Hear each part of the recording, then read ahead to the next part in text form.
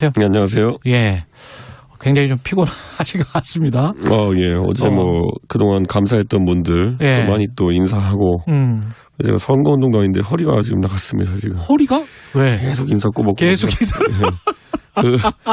그 90도 각도로? 예, 취임식장에서도 그랬고. 예. 그때 일반 시민분들 많이 만나 뵙고 감사하다는 말씀 드렸고. 예. 신라 호텔도 거기 가가지고 이제 저희 만찬할 때도. 그렇죠. 계속 인사드리고 하다 보니까. 예. 제가 허리가 나갔습니다, 지금. 예. 아무래도 그 신라 호텔 만찬은 어제 몇 시까지 계셨어요? 어제 끝나니까 한 8시 반쯤 됐나요? 빨리 끝났네요. 예. 그리고 혹시 2차나 3차는 없었습니까? 제가 저희당 의원님들 모시고 가서 또 많은 대화를 나눴습니다. 많은 대화를 나누시고. 네. 그 여당 대표 오늘 이제 사실상 첫날인데 네. 감회가 남다르시겠어요. 아이고, 담당합니다. 제가 그 페이스북에 춘내불사춘. 봄이나 봄이 오지 않았다. 봄인데 봄이 느껴지지 않는 거죠. 예. 그리고 또 민주당에게는 동래불사동일 것이다. 겨울인 것 같은데 저 사람들은 겨울같이 행동 안 해요. 예. 그러니까 겨울이라는 건 민심에 좀 차가운 어떤 그 심판을 받아서 5년 만에 정권 교체를 하게 된 것인데 우리 당은 우리 당대로 여당이지만 소수 여당이고 민주당은 거대 야당이기 때문에 아직까지 이 역할 전환이 체감이 안 되는 것 같습니다. 그 민심은 국민의힘이 봄이고 민주당이 겨울이어야 되는데 지금 거꾸로인 게 아니냐? 선거 결과는 그렇다는 거죠. 예. 네. 그런데 기세등등하게 인수위 기간 동안에 예. 민주당이 오히려 입법 독주를 시행하고 예. 그런 걸 보니까 예. 저분들도 좀 적응하는데 오래 걸리는 것 같습니다.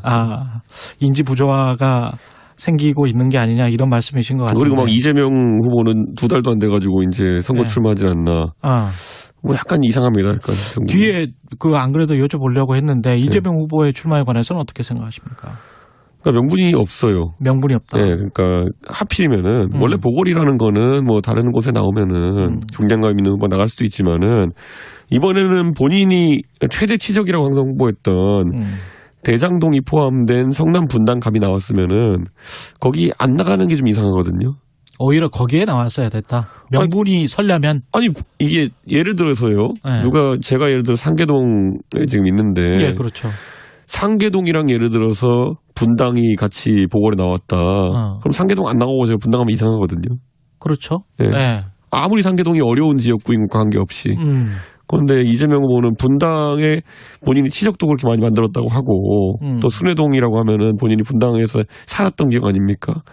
그리고 또 거기서 많은 부차적인 추억도 있고 맛있는 것도 많이 드시고 소고기도 드시고 이렇게 했던 추억도 있는데 그거 다 버리고 이제 갑자기 계양으로 간다는 거죠. 예. 저는 약간 의아했습니다. 인천 계양을을 선택한 거는 어떤 이유라고 보세요? 그러니까 이런 거죠. 그러니까 어떤 분들은 이게 사실상 무슨 대선의 2차전 성격이냐 아니면 안철수 후보와 그리고 이재명 후보 간의 대리전이 아니냐 이렇게 얘기하는 분도 있거든요. 예. 아니 대리전은 둘이 맞붙던지야 대리전이고요. 아니면 둘이 좀 상대방이 어려운 지역구에 가가지고 도전을 한다든지 이래야 정치적 의미가 큰 선거죠. 험지 출마라든지 이런 게 있어야지. 그런데 지금 분당갑은 그 정도까지는 아니지만은 어쨌든 우리 당 현역 의원이 있던 곳이고 계양을은 역대 선거를 봤을 때 항상 민주당 초강세 지역이었습니다. 송영길 전 대표가 있었고. 그렇죠. 그렇다고 한다면은 과연 이게 어떤 정치적 의미를 부여해야 되는 선거냐. 그냥 두 분이 각자 나온 것은 험지 출마라고 보기는 어렵거든요. 두 사람 다? 두 사람 다. 안철수 대표도 그렇게 생각을 하시는군요. 근데 안철수 인수위원장에게는 전략 공천을 해주지 않았나요? 단수죠, 단수. 단수로? 예. 전략 공천하고 단수 공천은 좀 다릅니다. 예. 그 결정에 관해서는 어떻게 생각하세요, 그러면? 제가 한 결정이니까 제가 어떻게 생각하겠습니까? 예. 나중에 정치지형 뒤에 나올 질문들을 앞에 지금 다 해버려 가지고 이왕 나온 거니까 계속 여쭤볼게요. 어차피 다른 건 오늘 별로 재미가 없더라고요. 사실 그래요. 예. 사람들이 생각할 때 나중에 이준석과 안철수가 당권을 가지고 분명히 경쟁할 것이다. 그 생각을 하잖아요. 근데 이제 단수 공천을 스스로 결정하셨다고 지금 말씀을 하셨잖아요. 그게 함의하는 게 뭘까요? 이런 거죠.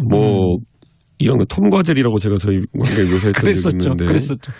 예. 그 안철수 대표가 저는 국회의원 한번 하려고 정치하신 건 아닐 거라 봅니다. 이제 앞으로. 예. 예. 그렇지만 이번에 국회의원 선거에 도전하신 거는 당내에서 역할을 이제 찾고 계신 거거든요. 그렇죠. 예. 근데 당 대표라고 하는 거는 거꾸로 나중에 당권이라는 걸 좀 경쟁하려 그러면은 적극적으로 당내에서 활동을 해야 됩니다. 그래서 아마 이번 보궐선거의 의미는 안철수 대표가 이제 당에 들어와서 처음으로 이제 이 거대 양당에 이제 공천을 받고 출마하는 것일 테고요. 그 이후에 이제 본인이 당내에서 이런 그 정치적 역량을 어떻게 보여주느냐 그 부분에 사람들이 관심이 가는 거지. 그렇죠. 예, 저는 뭐 출마 자체가 아주 관심을 갖는 큰 선거는 아닐 것이다 이렇게 봅니다. 나중에 이번 선거 과정에서도 김은혜 경기지사 후보도 그렇고 여러 가지로 윤심이 지금도 그렇고 앞으로도 좀 작용을 할까요? 국민의힘에. 윤심이라기보다는요. 저희가 이번에 광역단체장 선거는 전부 다 그 경선을 거의 다 시행했거든요. 예. 일부 지역 빼고는요. 그렇기 때문에 당심이죠. 당심이다. 당원들의 마음이 크게 작용했다. 이렇게 보는 거고 그러다 보니까 민심에서 다소 우세가 있었던 걸로 보이는 유승민 전 대표를 꺾고 예. 현재 김은혜 의원이 경선을 통해서 공천받은 거거든요. 예. 저는 이게 앞으로 우리 당에서 정치하려면은 당신과 민심을 다 살피면서 정치를 해야 된다라는 강한 시그널이다 이렇게 봅니다. 취임사는 짧고 굉장히 뭐랄까요? 특징이 굉장히 두드러졌다 이렇게 저는 평가를 하는데 어떻게 보세요? 거의 자유 한 사발 하셨죠. 예, 자유가 35번 제가 문서하면서 한번 찾아보니까 35번이더라고요. 예, 거의 자유를 뭐 그냥 뭐 자유로 뭐 국수를 삶아서 자유로 그 양념을 얹고 뭐 자유 우리가 좋아하니까 자유 원샷 했죠, 그다음에. 자유는 좋아하는데 그 자유의 특징이 있었던 단어가 사실은 세계 시민. 자유를 수호하고자 하는 세계 시민이라는 그 단어도 굉장히 특징이 있었고. 굉장히 정상적인 표현이거든요. 예. 보통 대부분의 우리나라를 제외한 다른 나라들도 세계 시민으로서 역할을 취임사에 강조하는 경우 덜어 있습니다. 근데 저는 정말 처음 봤어요. 우리나라에서는 이번에. 보통 우리나라를 항상 제가 이제 외교관들과 얘기할 때도 한국의 젊은 세대는 이제 한국이 더 이상 후진국 또는 개발도상국으로 분류되는 시대의 사람들이 아니다. 네. OECD 우리가 얘기하잖아요. 예. OECD 가입한 국가들은 대부분 또 선진국 분류합니다. 그런데 한국은 지금까지 국제사회에서 이중적인 태도를 가져왔었어요. 우리가 어떤 규제나 아니면 이런 제약을 받을 때는 아닌데 우리 개발도상국인데요 이렇게 얘기했었고. 그랬죠. 나중에 또 어디 가가지고 국격을 또 드러낼 필요가 있을 때는 우리도 이제 선진국이다 이렇게 그래. 이중적인 잣대를 보였는데 맞아요. 예. 저는 그런 것들에 대해서 이제 윤석열 대통령께서는 좀 다른 관점을 가져가겠다. 우리가 당당하게 이제 국제기구의 분담금 같은 것도 많이 내고 대신 국제사회에 그만큼의 영향력을 내세워야 되는 것이고 이런 것도 있습니다. 우리는 동아시아에서 가장 선진적인 민주주의를 구축했다라고 항상 어디 가서 자평합니다. 그렇죠. 교과서에도 그렇게 써놨어요. 아, 교과서에도 있습니까? 그래놓고는 예를 들어 홍콩 민주화 운동이라든지 아니면 우크라이나 분쟁이라든지 이런 것들에 대해서는 적극적인 국제적 역할을 하겠다는 얘기를 잘 안 해요. 왜냐? 항상 경제적 이득이나 뭐 이런 걸 추구한다고 이제 국익을 위한다는 표현을 하래요. 그렇지. 근데 이런 거라고 봐요, 저는. 우리가 예를 들어 홍콩이나 아니면은 있던 어떤 신장이라든지 여러 인권 탄압의 현장이 벌어지는 곳에서 우리가 할 말 하지 않고 또 북한에 대해서도 우리가 인권 탄압을 할 말 하지 않으면요. 그건 우리가 가지고 있는 민주주의에 대한 자부심, 인권에 대한 자부심에 대해 가지고 스스로 먹칠하는 겁니다. 그 말씀은 동의를 하는데 가령 지난번에 이제 러시아 군함이 침몰을 했을 때 뉴욕타임즈가 단독 보도를 하면서 이게 사실은 미군 정보당국에서 소스를 준 거다라고 했는데 미국의 당국자들이 이제 NCND를 했거든요. 뭐 부정도 안 하고 긍정도 안 하고 그런 상황에서 굉장히 곤란한 처지에 빠져버렸단 말입니다. 왜냐하면 잘못하면 전쟁에 정말 들어갈 수도 있는 상황이기 때문에 그래서 자유를 강조하는 거는 저도 뭐 자유주의자로서 좋아하지만 근데 국익 실용 공정 상식 중에 국익 실용의 국정 원칙에 반할 수도 있어요. 그 부분은 좀 템포를 맞춰가야 되지 않나.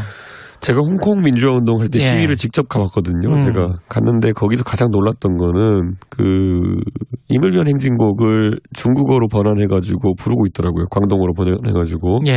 그러면서 제가 이제 한국 사람이 갔으니까 그 사람들이 얘기했던 거는 한국이 이제 그 민주주의에 있어가지고 동아시아 선진국이고 그렇다고 했을 때 자신들은 광주 민주화 운동 같은 경우도 많이 듣고 배웠다. 그러니까 광주 민주화 운동의 나라인 한국에서 홍콩 민주화 운동에 대한 지지를 해달라. 예. 이렇게 얘기했는데 그 당시에 한국의 정당들은 외면했어요. 제가 그 당시 속해 있던 바른미래당 정도만 응답했는데. 예, 기억나. 예. 전 이렇게 생각해요. 우리가 국익을 따지는 순간부터 그러니까 민주주의와 인권은 절대적인 가치거든요. 국익을 따지는 순간부터 문제가 있고 저는 러시아 문제 같은 경우에도 저희는 당사에도 이제 우크라이나 국기를 쏘기도 했고 제가 당대표인데 지금 제가 오늘도 이 배지를 차고 왔거든요. 배지, 예, 우크라이나 국기 배지를 차고 예. 왔는데 저는 우리가 힘들 때 국익이란 논리로 도움을 안 주는 나라가 있다면 섭섭할 것처럼 우리도 만약 국익이라는 애매모호한 표현으로 이렇게 다른 나라에 대해서 외면한다고 하면은 우리는 사실 그냥 부끄러운 행동을 하는 걸지도 모릅니다. 그럴 수도 있겠습니다. 지금 내각 인선이 제대로 지금 안 되고 있는데 누구의 잘못입니까? 민주당이죠. 민주당의 잘못입니까? 인선을 처음부터 좀 부적절한 사람을 한 거는 없습니까? 아니, 그러니까 이게 단계별인데요. 예. 우선 총리는 통과시켜줘야 될 거 아닙니까? 총리는 통과시켜줘야 된다. 네, 한덕수 총리는 과거 노무현 정부 때도 이제 통리를 지내신 적이 있고, 예. 그러면 충분히 검증이 된 인사다 이렇게 보는 것이고, 오히려 민주당 정부에서 총리 지내신 분들을 저희가 다시 선임한 거는 이 여소야대 상황 속에서 민주당에 대한 배려 의지도 있는 거거든요. 예. 그런데 이 호의를 뭐로 갚는 겁니까 이게 진짜? 그러니까 저는 지금이라도 민주당은 이거를 그 한덕수 총리 인준을 정쟁화하지 않고 빨리 처리할 수 있으면 좋겠습니다.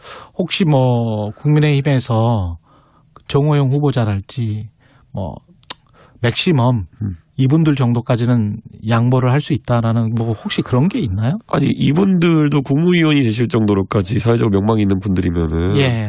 이분들의 삶이라든지 아니면 이분들의 어떤 그런 걸 바탕으로 해서 어떤 정치적 거래를 한다는 거는 굉장히 부적절해 보입니다. 개별 장관 후보자마다 그렇죠. 채택이냐 불채택이냐. 그렇죠. 예. 그렇기 때문에 아마 문재인 정부에서 이제 임명 강행을 이제 많이 했던 걸로 많은 분들이 이제 기억하는데 부적격 의견을 안고 저희가 임명을 강행할 수 있는 거고요. 그 상황에 따라 다르겠지만은 적어도 누구를 내려주면 누구를 통과시켜주겠다는 그런 어떤 정치적 거래라든지 예. 이런 것들은 좀 앞으로는 대한민국 정치에서 좀 나오지 않았으면 좋겠습니다. 그냥 한동훈 후보자도 그냥 할 것 같고 지금 분위기를 보니까 그죠? 아니 예. 그 마당을 차려줬더니만은 어제 이모 씨를 갖고 이모 같은 소리 하고 있고 네?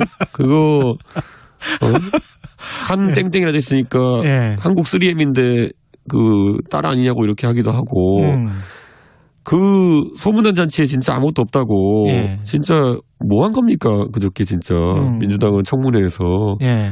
그 정도로 이제 좀 곤란한 상황 겪었으면은 예. 제 생각에는 이런 부분 너무 이제 물고 늘어지지 않았으면 좋겠습니다. 시간이 많이 돼서 네. 이 판세도 여쭤봐야 될 것 네. 같아요. 국민의힘이 느끼는 민주당은 말은 과반을 하겠다라고 하는데 안에 흐르는 정서는 상당히 힘들 것 같다라는 정서도 있는 것 같아요.